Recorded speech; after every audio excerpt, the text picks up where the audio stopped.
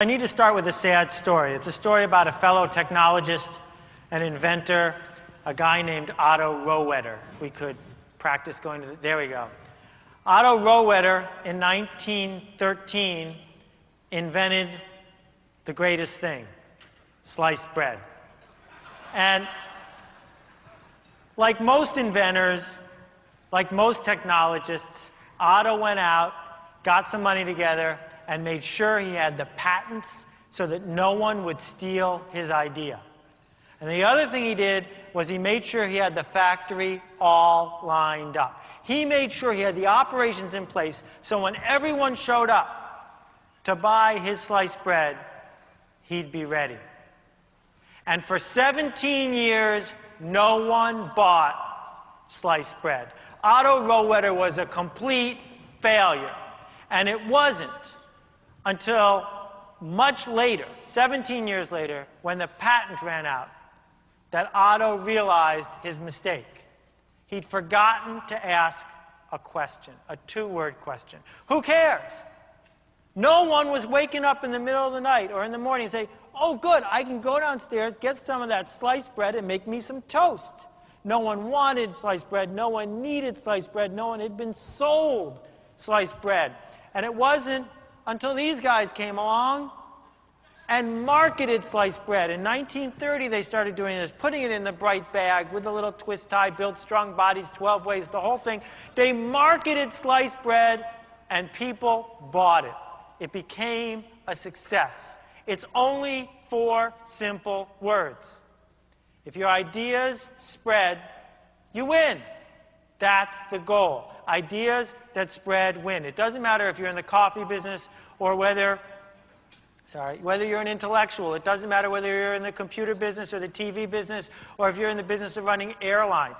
It doesn't matter. All of these people succeeded in every line of work for one simple reason. They figured out how to get their ideas to spread. And if your ideas spread, that's it. You win. Everything else takes care of itself. And what we are sitting at right now is the end of a 100-year stretch where our culture, our country, has been all about the spread of ideas. That we have optimized for it. We've lined up for it. We've gotten excited about it. We've rewarded people for it. Ideas have never spread faster. They've never spread more fluently than they spread right now, right here. And a big part of that is TV. Not just television, but the TV thinking. And TV thinking is based on 2 words. Pay attention. And when you think about those 2 words, you got to stop for a second. Because there's a lot of meaning there. Attention. Well, I don't know about you, but I only get 17 spare minutes a day. And just because someone comes along and buys an ad for a minute on a TV show doesn't mean I'm going to give them a minute of my hard-earned attention. I don't get that attention back. So the equation's really interesting. Pay attention.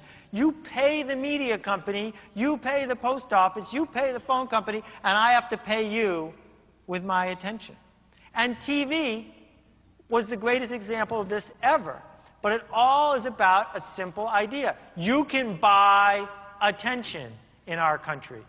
If you've got money, you can market yourself by buying attention. That led to what I call the TV industrial complex. A little bit of a takeoff here on the Beltway, but it starts like this. You buy a bunch of ads. Those ads get you more distribution. That distribution helps you sell more stuff. When you sell more stuff, you make a profit. And if you're smart, you buy more ads. My loft, where I work in New York, 7,000 square foot thing, used to be a printing plant. Charles Revson from Revlon did all his printing there. Revlon is a multi-billion-dollar company because of this. In 1947, he bought some TV ads. He was one of the first cosmetic people to do so. It worked. He got distribution. He made money. He bought more TV ads. The cycle repeats itself and repeats itself. And if you do things right, and I don't care if you're selling to consumers, stuff like makeup, or selling to businesses or the government, things like ball bearings, it's all the same. You can interrupt people, get their attention, and make money.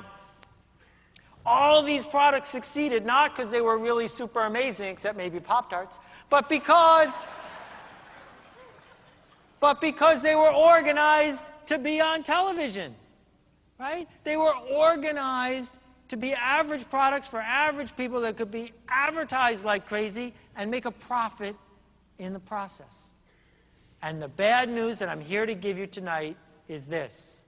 While we were watching, while you were building your business, while you were making your plans, while your clients were struggling to build what they built, somebody canceled the TV industrial complex.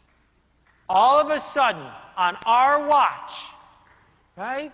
On our watch, TV ads don't work, radio ads don't work, magazine ads don't work. All that stuff doesn't work like it used to. There's a whole bunch of reasons, and I'll cover a couple of them, but there didn't used to be 1 billion web pages. There didn't used to be 500 TV channels. You didn't used to be able to kill 3 or 4 hours IMing people on the internet when you were supposed to be watching Gilligan's Island, right? So this picture's really fuzzy. I had a bad cold when I took it.